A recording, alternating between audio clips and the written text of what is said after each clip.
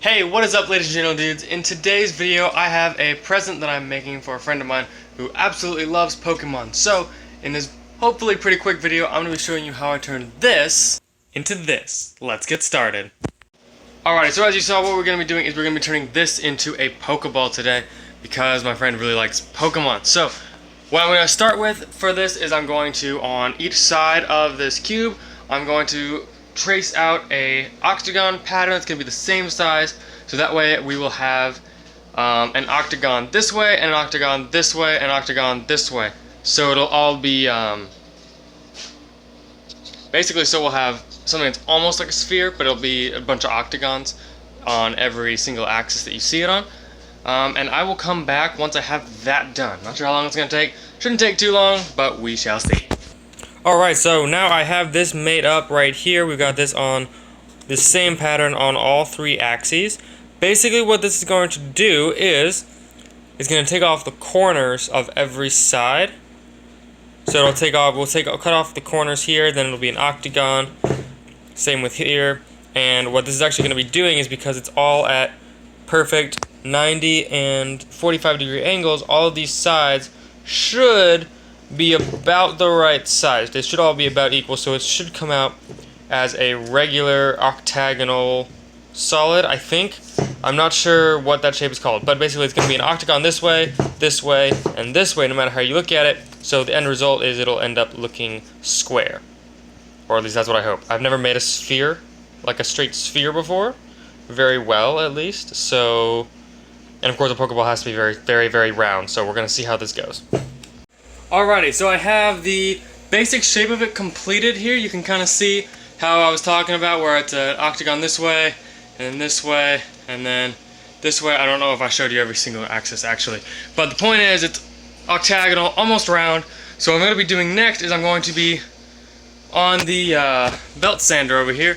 I'm going to be getting these all grinded down, sanded down, so that it's round in every direction. Hopefully. I'm not sure how difficult that'll be, but we're gonna find out. Yeah, it's coming together pretty nice. I think I've only been working on this. Let me find the time. I can't find the time when I'm filming. That's fine.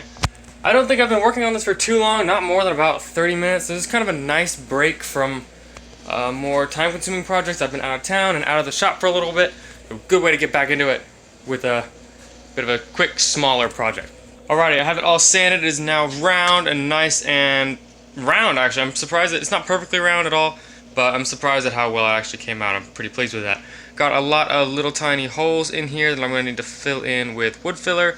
Except for this part, I'm going to actually be carving that out more to make the little gap that's between, and then I'll make the disc that goes on the front. That's a little button thing. I don't know what it's called. It probably has a name, but I don't know what it is because I don't play Pokemon that much. But that'll go on the front, and then we'll paint it. Get it all smoothed up. So I'll be back when that's done. Alright, I have gotten it all sanded and nice and done. We got the bottom of it painted with the first coat of white. It's starting to really look like a Pokeball now. So we've got this. I'm going to try to set this somewhere where the paint can dry. Some tape. Voila, we can just set that just like, yeah, just like that. So that'll stay put.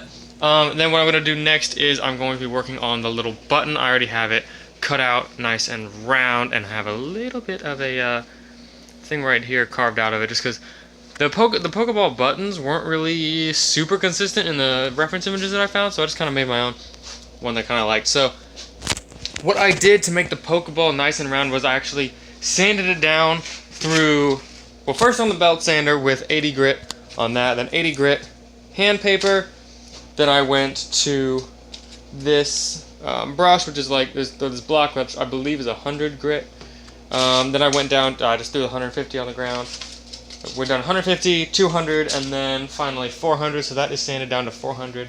Then what I did is I completely covered the entire thing in wood filler, and then as soon as I was finished with that, I went over it again with a 400. So I'm going to do the exact same thing to this little button, and we are going to go from there. So next step after this will be to paint the red on the Pokeball, and then we'll paint this white, and after that it'll be black paint with a brush to get the little outline around the ball, as well as inside the notch that I carved out on the actual Pokeball. So, I'll come back when I get some of that done. Alrighty, here you have it, ladies and gentle dudes. Our Pokeball is complete, so I'll be able to give this to my friend in a little bit here.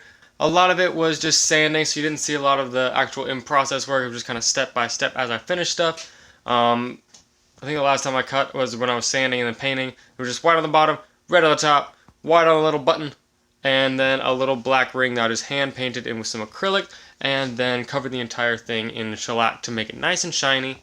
Even though the white and red was already shiny, to make the black shiny as well and make it all match. And then as well as that, we made this little tiny black stand so that it can be displayed just like that. Very nice indeed.